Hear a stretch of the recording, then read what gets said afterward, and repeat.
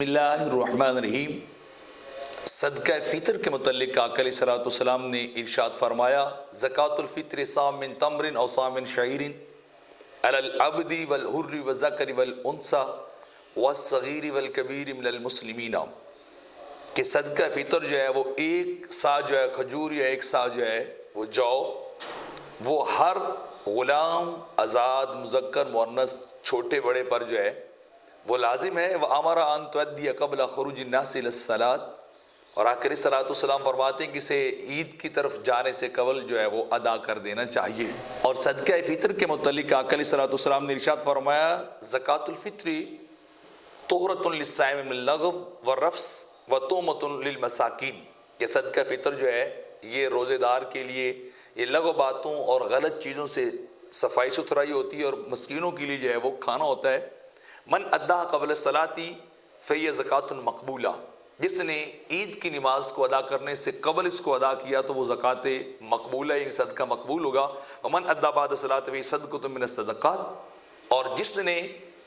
نماز کے بعد یعنی عید الفطر کی نماز کے بعد اس کو ادا کیا تو یہ ایک عام جو ہے وہ صدقہ ہوگا۔ اب 2021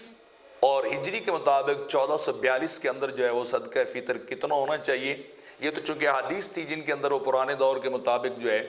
وہ اس کی مقدار اور کوانٹیٹی کو بیان کیا گیا ہے۔ اب چونکہ دور نیا ہے، لوگ جو ہے وہ کھجور، جو، کشمش یا گندم کی بجائے قیمت دینا جو ہے وہ زیادہ پسند کرتے ہیں، تو اس سال یعنی 2021 اور 1442 کے اندر جو ہے جو علماء نے مختلف تخمینہ لگایا ہے کہ کس چیز کا صدقہ فطر کتنا ہونا چاہیے، تو وہ گندم 150 روپے، جو تقریباً 320 روپے، کھجور سے اگر دینا ہو تو وہ 1000 روپے، اور کشمش سے دینا ہو تو تقریباً جو ہے وہ 2200 روپے صدقہ فطر جو ہے وہ بنتا ہے۔ اب یہ واجب کس پر ہوگا؟ ہر وہ شخص جس کو زکوٰۃ دینی آتی ہو، جس پہ زکوٰۃ واجب ہوتی ہو،